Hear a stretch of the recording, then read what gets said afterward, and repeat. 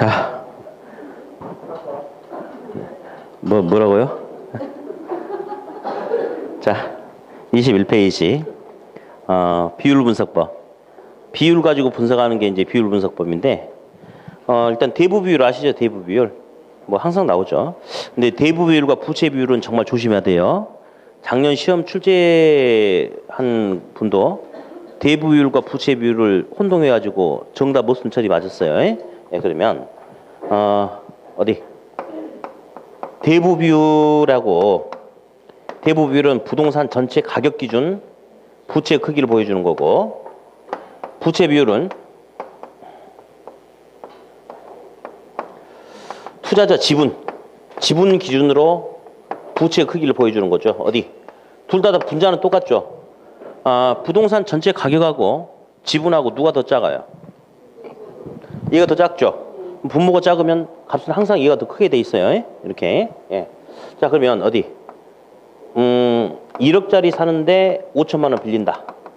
그러면 대부 비율은 50%죠. 근데 부채 비율은 5천만 원 빌렸으면 자기 지분이 5천만 원이죠. 부채도 5천이고 얼마? 100%. 예, 분명히 둘은 다르다는 거 알아두시고요. 다음 부채 감당률은 아까 우리가 잠깐 해봤죠. 예, 부부수는 아까 해봤고요. 채무 불이행률은 어디 잠깐만, 부채 감당률은 소득으로 벌어서 빌린 부채에 대한 원리금을 갚을 수 있는 능력이 크기니까 큰 게 좋겠지만, 채무 불이행률은 채무가 있을 때 이행 갚지 못할 가능성이거든요. 그러면 채무 불이행률은 큰 게 좋아요, 작은 게 좋아요? 작은 게 좋겠죠? 그래요. 어디 필수 질문 20번 잠깐 보니까 대부 비율이 높아지면 종전보다 더 많은 돈을 빌릴 수 있다. 그러면 주택 수요가 증가하겠죠. 지금 정부가 자꾸 대부 비율을 규제하고 낮추죠. 돈을 조금 빌려서 투기 수요를 억제하려고. 아무튼 대부 비율이 높아지면 주택 수요도 증가하고 부채 비율도 커지고 금융적 위험도 커지고 레버리지 효과도 커지고, 대부 비율이 높아지면 은행은 위험이 커지죠. 그러면 당연히 담보대출 금리 이자율도 높이겠죠. 네. 2번. 방금 해봤어요. 대부 비율이 50%면 부채 비율은 100%예요. 네, 해봤고요. 3번, 4번. 자, LTV는 부동산의 가격, 자산 가치를 기준으로 대출 가능한 금액을 결정하고, 우리 DTI 있죠, DTI. DTI는 차입자 뭘 기준으로? 소득을 기준으로 대출 가능한 금액을 결정한다. 그렇게 또 알아두셔야 되겠죠. 22페이지. 달달달한 게도 아까 이제 우리가 했던 그런 내용 들어가 있으니까 좀 보시고요. 챕터 8번 보면 부동산 개발 및 관리, 마케팅 이런 게 나와요. 일단 뭐 이쪽도 다 기출 지문에서만 나오는 거니까 특별하게 이제 어려움이 없어야 돼요. 시험 보기 직전에 여러분들은 반드시 뭘 하셔야 되냐면, 저는 그래요. 이제 학생들 입장에서는 열심히 자기는 한다고 하는데 점수가 막 학계론 60점이 안 나오고 그런다. 그럼 답답할 수 있겠는데, 저는 그런 모습 보는 자체가 더 답답해요. 왜냐면 학계론은 절대 60점 밑으로 점수가 떨어질 수 없는 과목이에요. 왜냐하면 거의 대부분의 문제가 기출지문을 가지고 계속 내주기 때문에. 그러니까 우리 요약집에 있는 그 기출지문 나열한 것들 있잖아요. 그것만 가지고 계속 돌려도 점수가 60점 나와야 돼. 대신에 학계론은 다른 과목처럼 고득점이 나오긴 힘들어요. 왜냐하면 다양한 영역에 다양한 계산 문제가 있기 때문에 막 90점 이상 나오기는 진짜 힘들어. 그러나 다른 그 어떤 과목보다 60점 밑으로 떨어져서는 안 되는 과목이 학계론이에요. 그래서 여러분들 있잖아요. 시험 보기 직전에는 날 잡아가지고 그 요약집 뒤에 있는 기출 지문들 쭉 정리하는 거 있잖아요. 그거 한번 쫙 보고 하셔야 됩니다. 예. 그래서 아무튼 학계론은 60점 밑으로 떨어질 수 없는 과목이니까 절대 떨어지시면 안 돼. 아셨어요? 뭐 다 그렇지는 않겠지만 아무튼 꼭 그렇게 하세요. 예? 그래서 민법 55점 맞고 학계론 65점 맞아가지고 합격하세요. 네. 대답은 잘해요, 아주. 예. 자, 일단 부동산 개발에서 뭐 2번 개발 과정 같은 거는 이제 암기할 필요는 없죠. 왜냐면 앞전 시험에 개발 과정 아이디어 단계 무슨 단계 순서를 물어버렸으니까 올해는 절대 나오지 않으니까 암기할 필요는 없고, 대신에 이제 2번에 양가로 1번 보면 이것도 그냥 한 번만 들어보면 돼요. 예비적 타당성 분석은 대충 하는 거죠. 그렇죠? 그럼 어디 잠깐만. 우리 할인연금 수지 분석법은 할인해서 정확하게 알아보는 거고, 어림셈법은 할인하지 않고 어림잡아서 비율 분석법도 마찬가지 하는 거거든요. 그러면 AB적 타당성 분석은 구체적인 판단이 아니고 우선적인 판단을 해보려고 해. 그러니까 어림셈법이나 비율 분석법을 적용을 하는 거거든요. 근데 그냥 타당성 분석은 구체적인 분석을 하는 거죠. 그럼 구체적으로 정확하게 해야 되기 때문에 할인연금 수지 분석법을 적용한다. 뭐 그 정도 살짝 보고 넘어가고요. 달달달하게 19번을 보면 자 공실 위험에 대한 대처라고 있어요. 그러면 결국은 임대용 부동산을 말하나 봐. 그러면 임대용 부동산의 경우 가장 중요한 게 공실 위험을 줄이고 안정적인 임대 수입이 나오도록 하는 게 제일 중요하거든요. 그러려면 어떻게 행동을 해야 되느냐. 첫 번째, 개발 사업 초기부터 들어올 임차자를 미리 확보하는 게 공실 위험을 대처할 수 있겠죠. 그렇죠. 다음 2번. 내 건물에 들어오는 세입자는 그냥 아주 그냥 주구장창 오랫동안 계속 머물러 있었으면 좋겠어요. 그래서 정박 임차자 또는 중요 임차자라고 하는데 이런 임차자는 뭐 CGV라든지 대형 서점이라든지 이런 것 같은 경우는 한 번 들어오면 안 나가고 계속 그 자리 있죠. 그렇죠? 그래서 이런 것들은 예. 임대차 기간이 장기 이런 임차자를 미리 확보하면 공실 위험을 감소시킬 수 있겠죠. 자, 그런데 그 옆에 화살표는 전혀 다른 소리예요. 지금 요거는 오른쪽에 있는 거는 보니까요. 내 건물에서 임대 완료 기간이 길수록 이란 것은 완전 재수따가리 없는 소리예요. 왜? 내 건물이 100% 세가 빠지는 데까지 시간이 많이 걸린다 이거예요. 그러니까 왼쪽은 임차자가 임대차 기간이 장기다. 좋다. 이 말이고 오른쪽은 안 좋은 소리예요. 그러면 오른쪽. 임대 완료 기간이 길어질수록 공실 위험은 증가한다. 어때요? 그렇죠? 예? 그래서 왼쪽 오른쪽이 전혀 다른 소리니까 구분 좀 하시고요. 3번. 상공업용 부동산에 비해서 주거용 부동산은 사전에 임차자를 확보하는 게 더 어렵다. 예, 그렇게 앞에서 한번 해봤던 소리고요. 다음. 이제 여기서부터가 좀 시험에 추가돼요. 개발의 유형과 타당성 분석인데 일단 위험에 여러 가지 유형이 있는데 법적 위험, 시장 위험, 비용 위험이 있다.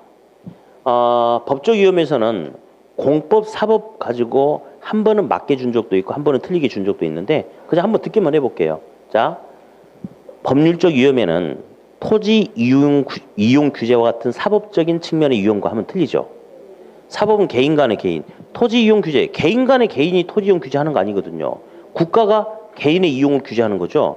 그럼 토지 이용 규제는 공법적인 문제고 소유권의 변동 등의 소유권의 권리관계 문제는 개인과 개인의 문제니까 무슨 법이겠어요? 사법이죠. 그거 좀 알아두시고. 다음 그 양가로 2번 타당성 분석 보니까 굵은 글씨로 시장성 타투 들어봤죠? 차라리 순서가 나온다면 이게 나올 가능성이 더 있을 수 있어요. 예, 얘는 나온 지가 좀 오래됐거든요. 그래서 시장성 타투 요거 있고요. 그 중에 이제 또 역시 시험에 종종 나오는 건데 필수 지문에 1번, 2번 묶어 놓으세요. 1번, 2번. 자, 어떤 것은 시장 분석이고 어떤 것은 시장성 분석이에요. 1번과 2번 중에 어떤 게 시장 분석일까? 그렇죠. 2번은 시장성 분석. 바로 크기가 다르잖아. 두 글자 크기, 세 글자 크기 다르죠, 분명히. 자, 1번. 특정 부동산의 수요 공급 상황을 분석하는 것은 시장 분석이고 개발 부동산이 얼마나 매매 또는 임대가 될 수 있을지 팔려 나갈 수 있을지 그 능력을 조사하는 것은 시장성 분석이다. 자, 일단 시험에 이렇게 나온다고 그랬죠. 시장성 분석이란 특정 부동산의 수요와 공급의 상태를 파악하는 것이다 하면 틀리는 거죠. 시장 분석이죠. 딱 시험에 오답이 그렇게 나오거든요. 그러니까 시장이라고 나왔는지 시장성이라고 나왔는지 그것 좀 구분하시고. 네, 다음 3번. 흡수율 분석의 궁극적인 목적. 자, 흡수율 분석은 해당 부동산과 관련된 지역적으로 직접적이고 구체적인 지표를 통해서 분석하는데 흡수율 분석 자체는 지난 1년 전부터 현재까지 어떻게 됐느냐 그게 분석하는 거지만 궁극적인 목적은 언제의 추세를 장래의 추세를 정확하게 파악하는데 궁극적인 목적이 있고요. 다음 4번. 타당성 분석은 당연히 개발하기 전에 사전적으로 해요. 근데 사후 검증 차원에서 개발이 이미 진행이 중이거나 착수가 돼가지고 개발이 끝난 사업에 대해서도 분석을 할 수도 있다는 거. 4번은 맞아요. 네. 5번도 시험에 한번 나온 적이 있어요. 이것도. 자, 이제 일본 이제 히라카와 이치로라는 사람이 있어요. 그 사람이 이제 개발은 이런 단계를 거쳐야 된다라고 했는데 이것도 나온 적이 있거든요. 근데 협의하고 계획인가를 바꿔서 내버립니다. 자, 일단 볼게요. 그 단계 한번 읽어볼 텐데 단계 빼고 읽어볼 거예요. 자, 계획, 협의 이렇게 자, 시작. 계획, 협의, 계획인가, 시행처분. 다시 한번 시작. 계획, 협의, 계획인가, 시행처분. 네, 됐고요. 자, 넘기세요. 23페이지. 자, 칠판 보죠. 입지계수 LQ는 어떤 특정 사람을 놓고 봤을 때 전국 평균 고용률에 대한 지역의 고용률을 통해서 알아보는 게 입지계수 LQ입니다. 자, 그런데 우리가 동형 모의고사 4번 했잖아요. 그때 이제 한번 냈어요. 근데 요게 여지껏 시험에 4번인가 기사 문제 나왔는데 작년에 나와버렸단 말이에요. 그러니까 올해 나올 가능성은 극히 드물어. 나와도 지금 문제는 안 되지만. 그래서 올해는 요거보다는 요게 나올 가능성이 크죠. 자, 그 문제 바로 밑에 문제를 보니까 어느 지역에서 비기반 산업의 비율이 몇 프로래요? 90%죠. 90%죠. 그러면 나머지 10%는 당연히 뭐예요? 기반 산업이죠. 그러면 10%죠. 그러면 기반 산업이 1이면 비기반은 몇 배예요? 9배죠. 그러면 기반 산업에서 고용자가 10,000명이 증가하면 비기반은 몇 명이 증가해요? 9만 명. 그러면 예, 경제 기반 승수는 이거 두 개 합치면 된다고 그랬죠. 얼마? 10. 지역 전체의 총 고용 증가 인원은 두 개 합치니까 얼마? 10만 명.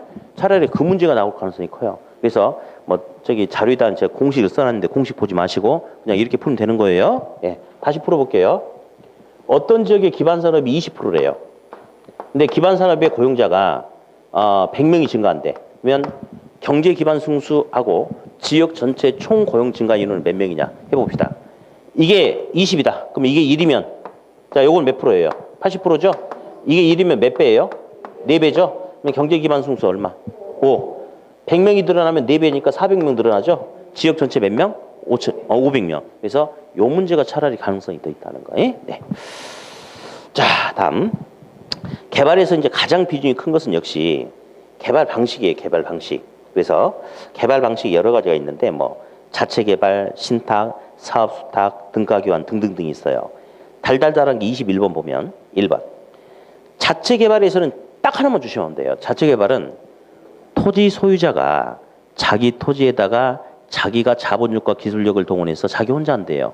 그러면 자기 혼자 하기 때문에 절대 토지 소유자와 건설사 간에 위험을 분산한다 어쩐다 이런 소리 절대 하면 된다 안 된다?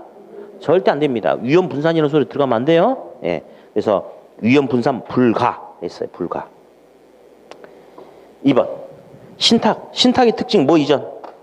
신탁의 특징 소유권 이전이죠. 소유권 이전이죠. 그러면 신탁을 맡긴 자가 토지 소유자가 위탁자죠. 신탁을 맡아주는 신탁사는 수탁자가 되겠죠. 그러면 소유권이 수탁자인 신탁사로 가기 때문에 수탁자인 신탁사가 개발 사업에 필요한 자금 조달 및 각종 책임, 의무를 다 지는 거죠. 소유권이 신탁사한테 있으니까. 다음. 담보신탁이란 말 들어봤어요, 우리. 담보 제공 목적. 근데 담보신탁은 시험에 나왔는데 선분양 시 나타나는 여러 가지 위험을 관리하기 위한 신탁이 뭐냐? 사실 막 상가 10층짜리 막 같은 거 분양하고 그러면요. 대부분 다 분양관리 신탁을 하거든요. 그래서 그게 아직 시험에 안 나왔어요. 그래서 자, 선분양 시 나타나는 여러 가지 문제를 관리하기 위한 목적의 신탁은 무슨 신탁이다? 분양 관리 신탁이다. 이것도 우리가 문제풀이를 한번 해봤던 거예요. 네, 다음. 사업 위탁 또는 수탁 방식은 자, 토지 소유자가 야 건설사야 여기다 건물 지어 내가 돈 줄게. 돈 줄 테니까 일해 그런 거지 않습니까? 그러면 공사비 수수료 문제가 있다 없다? 있다. 수수료 지불해야 되겠죠. 대신에 토지 소유권도 건물도 다 토지 소유자 거를 만들어 주는 거죠. 그럼 지분 공유 문제는 있다 없다? 없다. 다음. 등가 교환 방식은 또 반대죠. 토지 소유자는 땅을 제공하고 건설사는 자본을 제공해가지고 공사비 대물 변제 방식이야. 공사비를 현금 수수료로 주는 게 아니고 부동산 지분 대물로 준대요. 그러면 수수료 문제는 생긴다 안 생긴다? 안 생긴다. 대물 변제니까 지분을 갈라갔겠다 이거니까 지분 공유 문제는 생긴다 안 생긴다? 생긴다. 자, 여기서 건설사는 대물로 지분으로 공사비를 받고 일해주는 개념이기 때문에 건설사는 시공사 개념, 토지 소유자는 시행사 개념이 된다. 그렇게 구분하시면 되겠죠. 네. 다음 개발권 양도는 이제 가끔 나오죠, 이것도 시험에. 근데 쓸 때는 개발권 양도로 쓰고 읽을 때는 뭐라고 그랬죠? 개발권 양도. 개발권 만양도. 예. 그래서 정부가 어느 지역에 있는 토지를 규제해. 그러면 예. 남들은 개발 상한선까지 다 개발했는데 얘는 개발을 아직 안 했는데 못하게 하는 거죠. 예. 그러면 요놈 입장에서는 왜 딴 놈들 개발하고 나만 못하게 합니까? 라고 형평성의 문제를 들고 나올 수 있겠죠. 대신에 정부가 미안해 대신에 너는 공공의 이익을 위해서 할 수가 없으니까 여기서 개발로 하지 못한 만큼 개발 가능한 인접지역에서 이만큼의 초과 개발할 수 있게끔 해주겠다. 뭐 그런 개념 아니겠어요? 아니면 TDR을 팔아먹을 수 있겠다. 팔아먹게끔 해준다. 그게 바로 이제 TDR 제도인데 특징인데, 자 일단 양가로 3번의 특징 정도 보니까 정부의 재정 부담 없이 손실 보상과 개발이익 환수가 가능하다. 그렇죠? 그런다고 해요. 그죠? 그래요. 얼마나 좋아. 다음, 정부로부터 TDR을 받은 사람은 개발 가능한 지역에서의 초과 개발을 하거나 타인에게 TDR 팔아먹을 수 있다. 그렇죠? 3번, 집가 수준이 높고 토지 이용 규제가 심한 지역에 적용이 가능하고요. 4번, 토지 이용 규제에 따른 형평성의 문제를 보완해 줄 수 있죠. 누군하고 왜 나는 못하게 합니까? 이렇게. 자, 그러면 필수 지문 22번. 자, 1번. 현재 TDR 제도는 우리나라에서 시행하고 있나요? 우리나라에서 시행하고 있지 않습니다. 라고 했는데 얼마 전에도 선생님 비슷한 거 있지 않습니까? 그런 소리 하지 마. 시험은 그런 거 안 물어봐. 요 제도 비슷한 거 말고 요 제도 시행하고 있다? 안 하고 있다. 안 하고 있다. 2번. 정부 규제에 의해서 발생되는 손실에 대해서 소유권을 부여해 주는 제도다. 소유권 나오면 안 됩니다. 소유권 중에서 개발권만을 이렇게 저렇게 하는 거죠. 틀렸고요. 3번. 토지 이용 규제에 따른 형평성은 보완이 가능하지만 효율성이 어긋날 수 있다라고 이야기해요. 뒤쪽은 사실은 그렇게 크게 이제 비중이 있진 않는데요. 아직 시험에 직접 나오지도 않았어요. 근데 무슨 말이냐? 개발 가능한 지역의 개발 상한선 이만큼이거든요. 근데 이만큼인데 정상적으로 개발하면 이만큼만 개발이 가능한데 여기서 정부로부터 TDR을 받은 사람은 초과 개발을 하게 된다면 건물이 막 들쭉날쭉해져가지고 엉망이 돼버릴 수 있다 이거죠. 그래서 너무 과밀화된 토지 이용에 의해서 비효율적인 토지 이용이 나타날 수도 있다. 그렇게 표현하기도 한다는 거. 그래서 3번은 맞았다. 자, 넘겨보세요 이제. 아주 편안한 부분이 나와요. 부동산 관리하고 부동산 마케팅이 나옵니다. 근데 역시 양쪽 다 한 문제씩 나오거든요. 근데 시험에 나올 건 딱 정해졌죠. 관리하면 일단 자산관리, 시설관리 구분하는 거. 이거는 좀 이따 뒤에 문제 나오지만 전혀 문제가 안 돼. 그렇죠? 두 번째, 역시 관리의 3방식이 핵심이죠. 여기 작은 주먹. 공부는 집에서 하고. 여기 주먹. 공부는 집에서 해. 나는 무릎만 물 테니까. 자가관리의 장단점 있죠? 우리 시험에 나오는 가장 중요한 자가관리의 장점. 기밀 보안 유지 양호하다. 단점. 타성화 현상 발생할 수 있다. 위탁관리 장점. 타성화 현상 방지하고. 단점. 기밀 보안 유지가 곤란하고. 혼합관리는 자가하고 위탁을 혼합하는 건데 장점은 시험에 몇 번 나왔는데 오답 안 나오고. 단점. 문제가 생겼을 때 책임 소재가 불분명해지는 그런 문제점이 있다. 그게 핵심이죠. 그렇죠? 그리고 좀 이따 봐. 집에서 봐. 책은. 임대차 유형 그거 종종 나오죠. 공순 입임품 기억나시죠? 공업용은 순임대차, 매장용은 비율임대차, 공순, 비임의 비율임대차, 매장용. 요게 이제 그나마 주가 돼요. 네. 일단 뭐 바로 문제 풀어보면 됩니다. 핵심 지문 23번, 1번.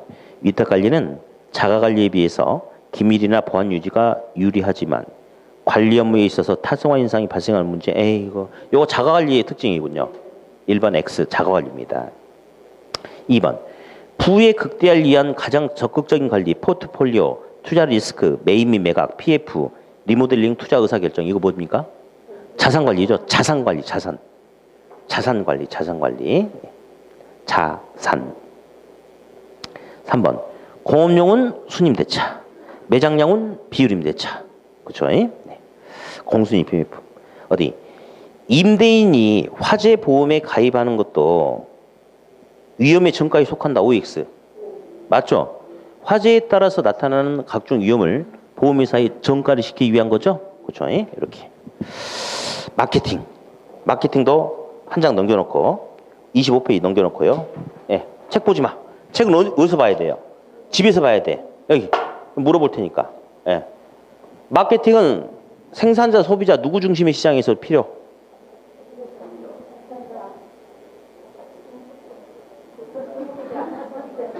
책을 봐야 되려나? 보지 마. 생산자가 공급자예요. 소비자 중심의 시장에서 마케팅이 더욱더 필요하죠. 그렇죠? 촌스럽게 왜 그래요, 진짜. 도와줄겠구만. 자, 다음에 마케팅하고 판매는 누가 더 광의 개념이에요? 책을 봐야 되려나? 아이고, 마케팅이 더 광의 개념이죠? 그렇죠?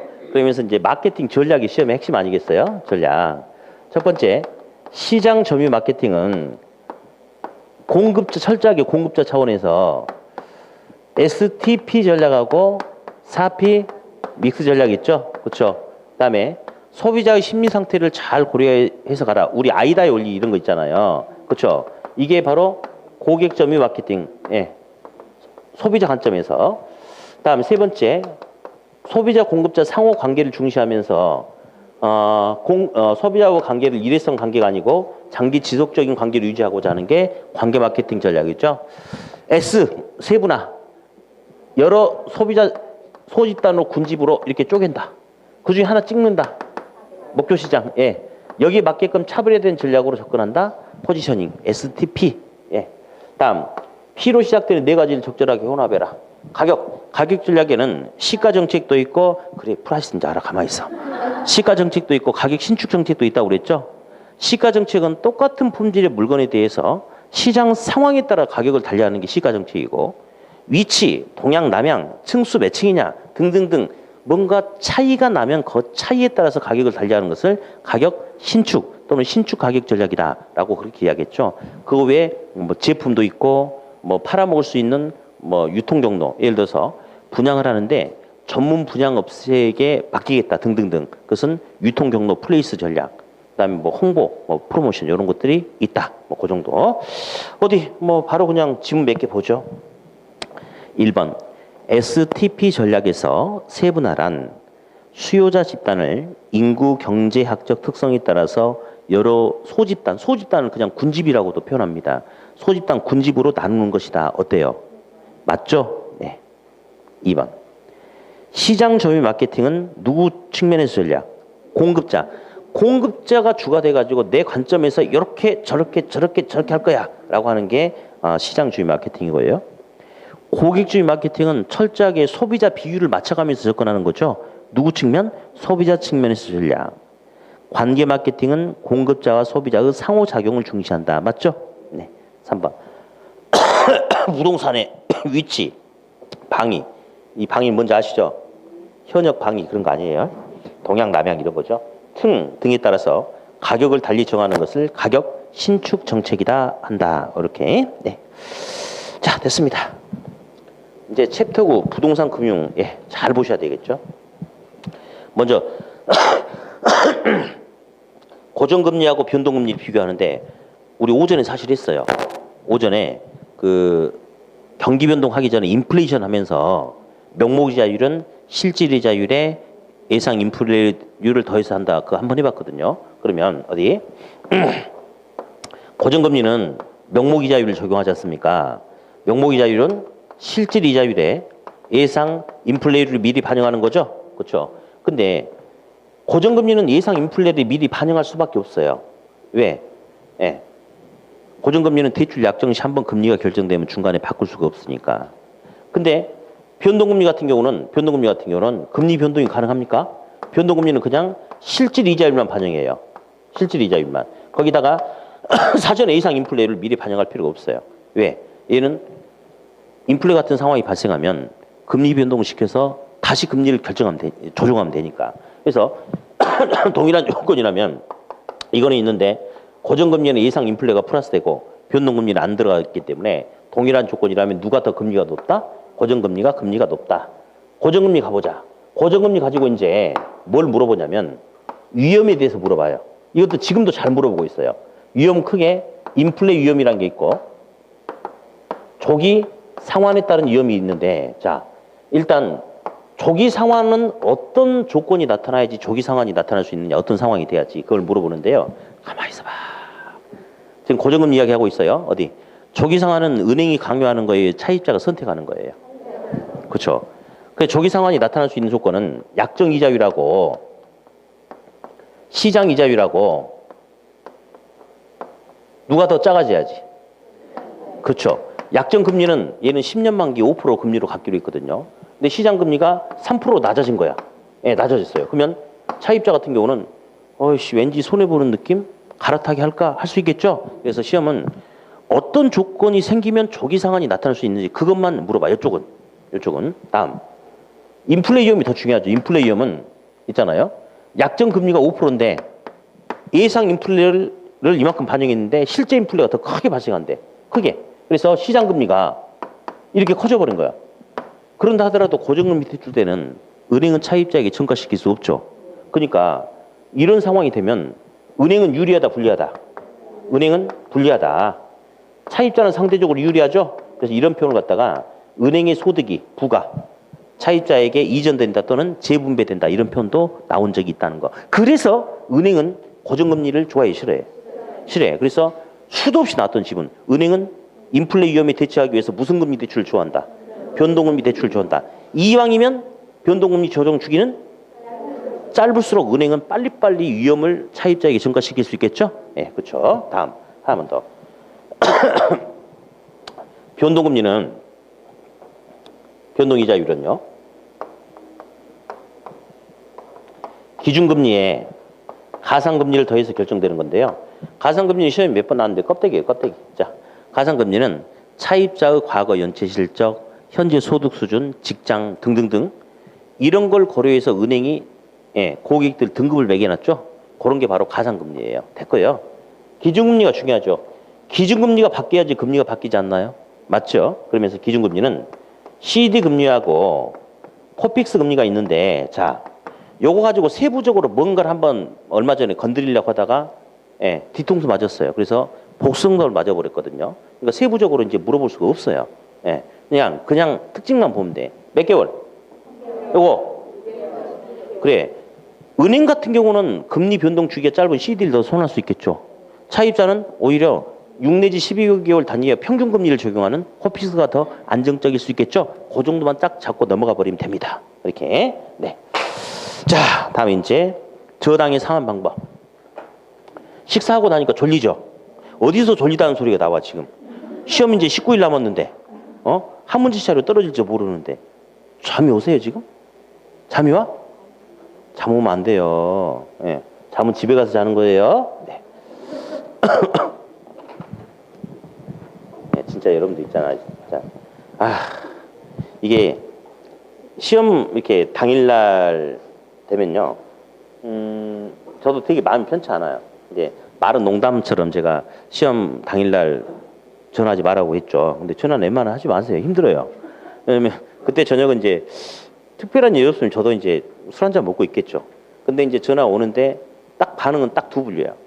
교수님 저 합격했어요. 감사합니다. 시험 끝나고 찾아뵙게 해놓고 안 와. 아무튼 그래. 아무튼 그렇게 해놓고 이제 그런 전화가 오기도 하고 바로 딱 교수님 안녕하세요. 목소리 들으면요.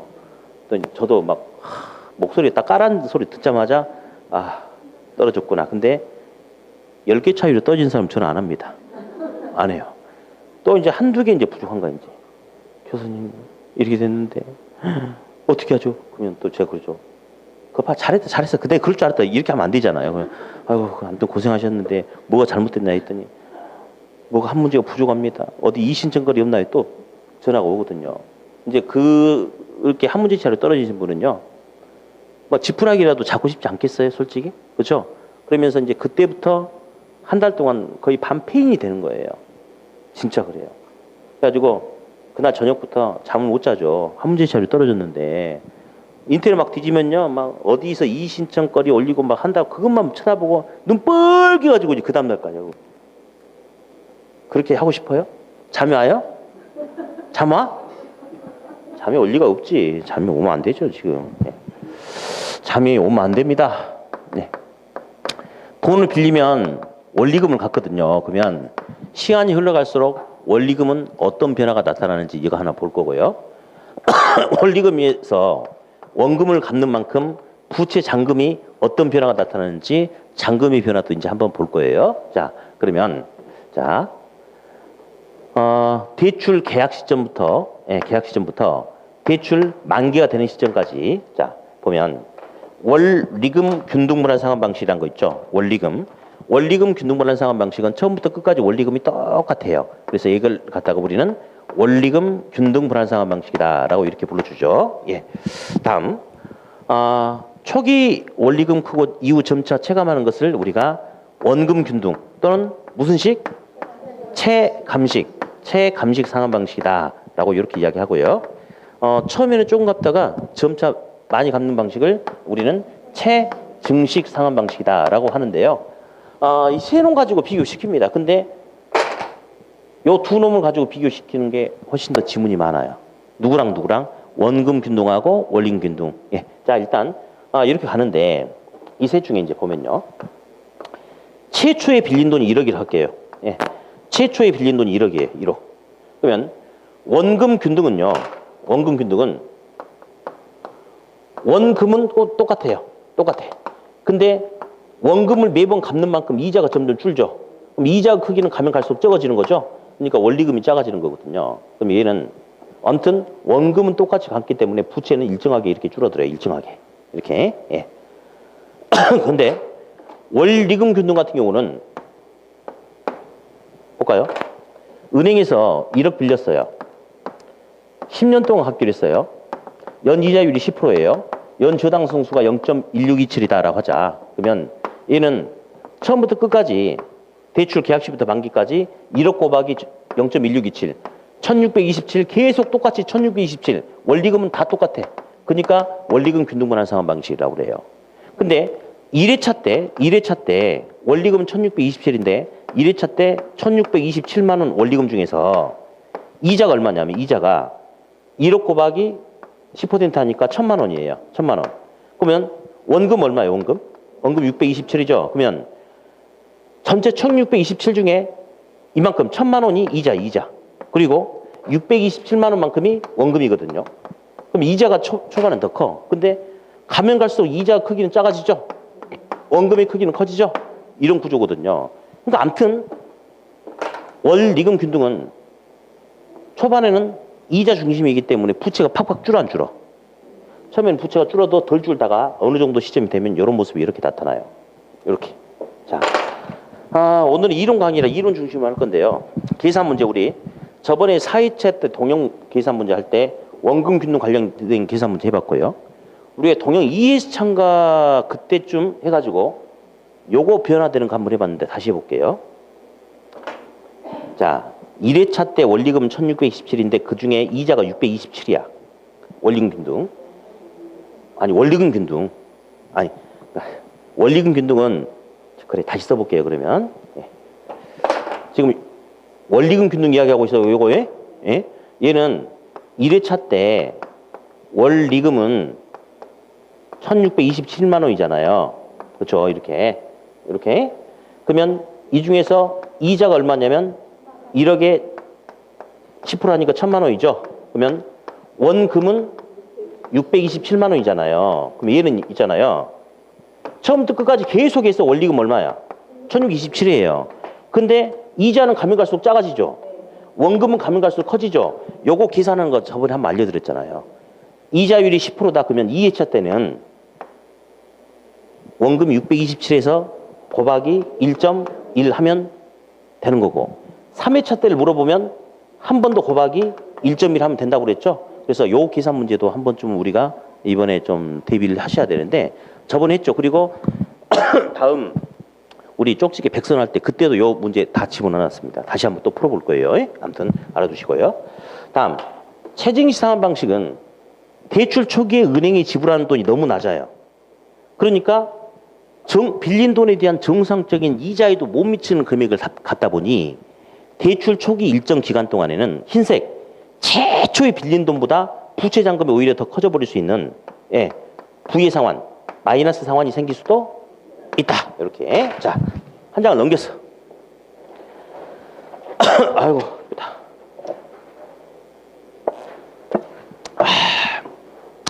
필수 지문 25번에 2번. 2번. 3번만 엄청 나왔던 거예요. 2번. 인플레 위험 부담. 고정금리 때는 인플레 위험 부담을 은행이 합니까? 차입자가 합니까? 거기 가로 크기가 다르지 않나요? 그러면 앞에는 몇 글자가 들어갈 것 같아요? 그래, 두 글자죠. 은행입니다. 근데 변동금리 때는 은행이 차입자에게 전가시켜버리죠. 변동금리 때는 인플레 위험 부담 누가 한다? 차입자. 이렇게. 저는요, 수업 시간에 이제 여러분들 편의를 위해서 두 글자 사이즈 가로하고 세 글자하고 달리라는데 그렇게 보이지 않나요? 그렇죠. 저는 배려한다고 했는데 전혀 도움이 안 되나 봐요. 도움 되나요? 안 되는 눈치인데. 예. 원래 그 정답 해설지를 안 줘야지 수업 시간에 더 집중을 하는데 저걸 안 주잖아요. 그러면 계속 저를 괴롭혀요. 자기는 못 들었으니까 좀 알려주래. 그래가지고 막 자꾸 질문하길래 귀찮아서 애랑 먹으라고 딱 줬는데. 자, 아무튼 3번 맞아 틀려? 맞죠? 엄청 많이 나왔죠? 은행은 변동금리 선호한다고요. 3번 중요하죠. 4번 변동금리 조정 주기가 짧을수록 차입자의 위험은 더 많이 감소한다. 아니죠. 은행이 차입자에게 빨리빨리 위험을 전가시키니까 차입자가 아니고 은행이 위험이 더 많이 감소하겠죠? 틀렸어요? 5번 금리 상한 변동금리 밑줄자. 변동금리야. 자, 근데 상한선을 둔대요. 7.8% 상한선을 둔대. 지금 그러면 변동금리 4.8%로 빌려. 쭉 가다가 7.8 걸리면 고정으로 바뀌어요. 이렇게 비싸지더라도 바뀌어. 그러다가 밑으로 떨어지면 다시 변동금리입니다. 그러면 금리 상한을 둔 변동금리 상품 같은 경우는 차입자를 최악의 상황으로부터 보호를 해준다 이거 아니겠습니까? 그렇죠? 예. 그러면 차입자의 금리 변동 위험이 감소한다. 맞죠? 6번 대출 초기에 부의 상한이 발생할 수 있고 문장 끊어. 누구죠? 딱 최증식이죠? 그렇죠? 그 다음에 그 뒤에 거는 직접 시험에 나오진 않았지만 볼 거예요. 여기 볼게요. 셋 다 고정금리예요. 그러면 고정금리 같은 경우는 한 번 금리가 결정되면 중간에 바꿀 수 없어요. 그리고 있잖아요. 고정금리 대출 같은 경우는 금리가 고정돼 있기 때문에 앞으로 6년 후에 내가 갚아야 될 금액도 대출과 함께 미리 결정이 돼 있어요. 그래서 예를 들어서 6년 후에 점지기 상환 방식에 의해서 갚아야 될 돈이 150만 원이래요. 그럼 150만 원이면 만 원짜리 몇 장이냐면 150장이거든요. 지금 현재는 만 원짜리 150장이면 물건을 이만큼 산대요. 근데 6년 후에 인플레가 발생하면 이제는 150만 원 가지고 물건을 이만큼밖에 못 산대. 이만큼 못 산대. 이만큼 온전하게 다 살려면 180을 줘야 된대. 자, 그럼 인플레가 발생한다 이거죠? 그래도 얘는 만 원짜리 150장만 딱 주고 끝나는 거예요. 그래서 지금 조금 갖고 나중에 많이 갖기로 한 점증식 상환 방식 같은 경우는 향후 인플레가 크게 발생한다 하더라도 차입자한테 추가적인 위험 부담이 있어요, 없어요? 그래서 차입자한테 유리한 구조다. 그렇게 표현하기도 합니다. 참고입니다. 네. 맞고. 6번. 7번. 부채 잔금의 크기가 누가 제일 크냐. 예. 근데 있잖아요. 여기서 보니까. 아까 제가 그랬죠. 여기 잠깐만. 이 세 놈 가지고 비교하기도 하는데요. 요 두 놈, 누구? 원금균등, 원리금균등. 이 두 놈 가지고 비교를 많이 시킵니다. 이제 그렇게 시켰어. 그러면 대출 초기에 이 두 놈 중에 대출 초기에 DTI 원리금이 더 큰 게 누구예요? 원금균등이죠? 그렇죠. 원금균등이죠. 네. 근데 이제 7번은 뭐로 써놨냐면 부채 잔금의 크기는 누가 더 크냐? 자, 어디 이 둘 중에 일정 시간이 지났을 때 부채 잔금 누가 더 크겠어요? 원리금 균등이 더 크겠죠? 그리고 있잖아요. 그 옆에 밑줄. 총 원리금 부담의 크기 밑줄 그어보세요. 7번의 두 번째 거. 자, 이 말은요. 은행에서 1억 빌린 거예요. 대출 기간이 10년이에요. 대출 금리는 똑같이 10%예요. 다른 조건이 똑같다 하더라도 원금 균등은 상대적으로 원금은 빨리빨리 까나가는 구조입니다. 그러니까 부채가 빨리빨리 줄죠.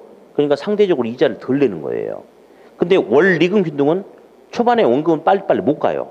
그러다 보니까 계속 부채를 더 많이 짊어지고 가고 있는 모습이기 때문에 총 지불되는 이자 금액이 더 커. 그러니까 이 두 놈 중에 전체 대출 기간 총 원리금의 크기는 누가 더 크냐면 얘가 더 크다는 거예요. 원리금 균등이. 네. 다음 9번. 둘 중에 초기 자 어디 셋 중에 볼까요? 이 세 놈 중에 초기 원리금 DTI가 제일 큰 건 원금 균등이죠. 그렇죠? 그리고 현재 소득 수준이 가장 높은 중년세 대계층이라면 현재 능력이 될 때 빨리빨리 갚아버리는 원금 균등을 더 선호할 수도 있겠죠? 좋아요. 9번. 9번에 1번 있죠? 거의 한 10번 이상 나왔을 거예요. 별표 같은 거 치지만 쪽팔리잖아. 다 알잖아, 이거. 자, 요 두 놈 가지고 1회차 때 초기 원리금이 큰 놈이 누구냐? 당연히 누구야? 원금 균등이지. 한 10번 나왔어요. 근데 밑줄도 긋지도 마. 다 아닌가. 예. 근데 동그라미 2번 아직 시험에 안 나왔어요. 근데 저는 나올 수 있다고 봐요. 볼래요?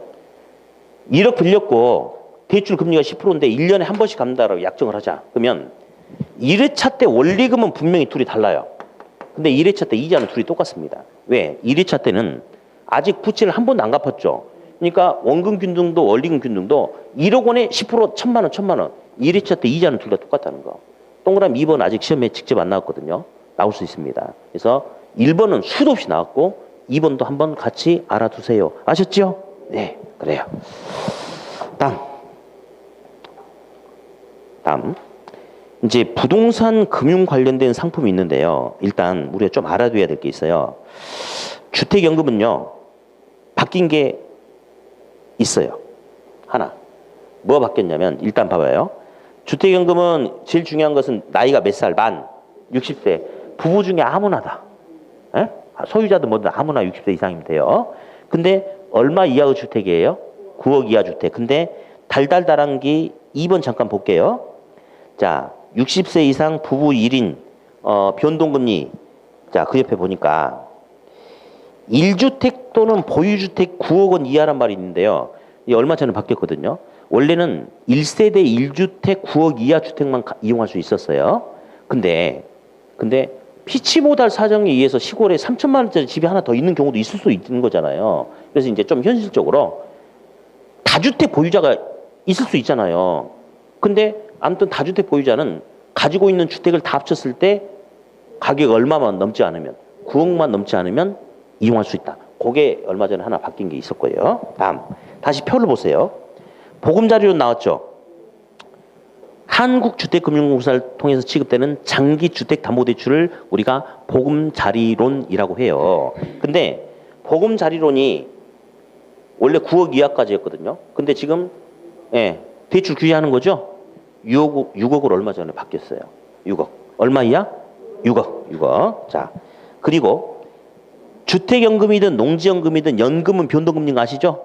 그렇죠? 다음에 보금자리론은 무슨 금리? 고정금리 좀 알아두시고.